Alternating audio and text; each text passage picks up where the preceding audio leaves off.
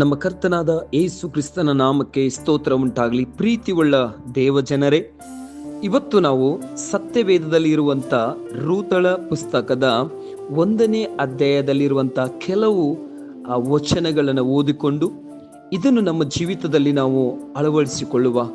ಪ್ರೀತಿಯುಳ್ಳ ದೇವಜನರೇ, ರೂತಳ ಪುಸ್ತಕದಲ್ಲಿ ನಾವು ನೋಡುವುದಾದರೆ ವಿಶೇಷವಾಗಿ ರೂತಳ ಪುಸ್ತಕದ ವಿಶೇಷತೆ ಏನಂತ ಹೇಳಿದರೆ, ದೇವರನ್ನು ಬಿಟ್ಟು ಹೋದಂಥ ಜನರ ಜೀವಿತ ಹೇಗಾಗ್ತದೆ ಮತ್ತೆ ಹಿಂದೆ ತಿರುಗಿ ದೇವರ ಬಳಿಗೆ ಬರುವುದಾದರೆ ಅವರ ಜೀವಿತ ಏನಾಗ್ತದೆ ಎಂಬುದನ್ನು 4 ಅಧ್ಯಾಯದಲ್ಲಿ ದೇವರ ವಾಕ್ಯ ಅದ್ಭುತ ರೀತಿಯಲ್ಲಿ ನಮಗೆ ವಿವರಿಸಲ್ಪಟ್ಟಿದೆ.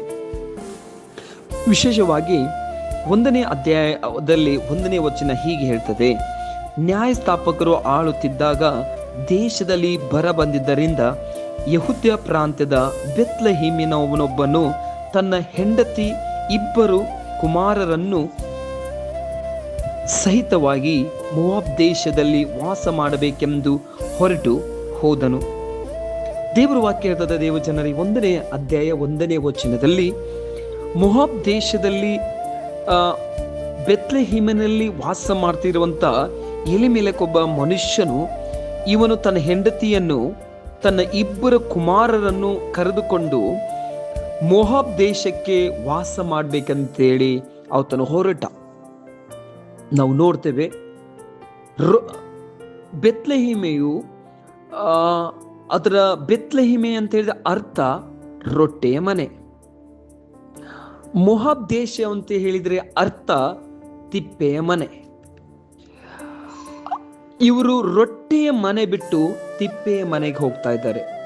ದೇವಜನರೇ, ಯಾರೆಲ್ಲ ದೇವರನ್ನು ಬಿಟ್ಟು ಅವರು ಹೋಗ್ತಾರೋ ಅವರು ತಿಪ್ಪೆ ಮನೆಗೆ ಹೋದಂಗೆ. ಯಾರೆಲ್ಲ ದೇವರನ್ನು ಬಿಟ್ಟು ಹೋಗ್ತಾರೋ ಅವರು ಸಮಾಧಾನವನ್ನು ಕಳೆದುಕೊಂಡಂಗೆ.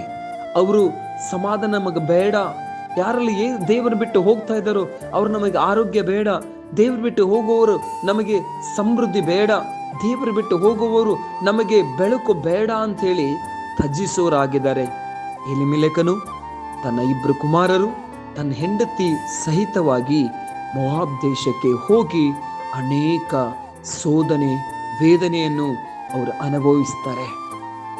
ಪ್ರೀತಿಯುಳ್ಳ ದೇವಜನರೇ, ನಾವ್ಯಾರು ಸಹ ನಾವು ದೇವರನ್ನು ಬಿಟ್ಟು ಹೋಗೋದು ಬೇಡ. ಕಷ್ಟಗಳು ಬರ್ಬೋದು, ಸಂಕಷ್ಟಗಳು ಬರ್ಬೋದು, ವೇದನೆಗಳು ಬರ್ಬೋದು.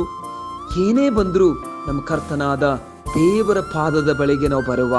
ಮನುಷ್ಯರನ್ನ ಆದುಕೊಳ್ಳೋದಾಗ್ಲಿ, ಬೇರೆ ದೇಶವನ್ನು ಆದುಕೊಳ್ಳೋದಾಗ್ಲಿ, ಬೇರೆ ಸಂಗತಿಗಳ ಮೇಲೆ ಭರವಸೆ ಇಡುವುದಾಗ್ಲಿ ಬೇಡ. ನಮ್ಮ ಕರ್ತನಾದ ಯೇಸು ಕ್ರಿಸ್ತನ ಮೇಲೆ ಭರವಸೆ ಇಡುವ. ಆ ದೇವರು ಎಲ್ಲ ಸಹಾಯವನ್ನು ನಮಗೆ ಒದಗಿಸಿಕೊಡೋರಾಗಿದ್ದಾರೆ. ನಮ್ಮ ಕರ್ತನಾದ ಯೇಸು ಕ್ರಿಸ್ತನ ನಾಮಕ್ಕೆ ಸ್ತೋತ್ರ ಉಂಟಾಗಲಿ. ಈ ದಿನ ದೇವರು ನಿಮ್ಮನ್ನು ಎಲ್ಲರನ್ನು ಆಶೀರ್ವದಿಸಲಿ. God bless you. God bless you. Praise lord.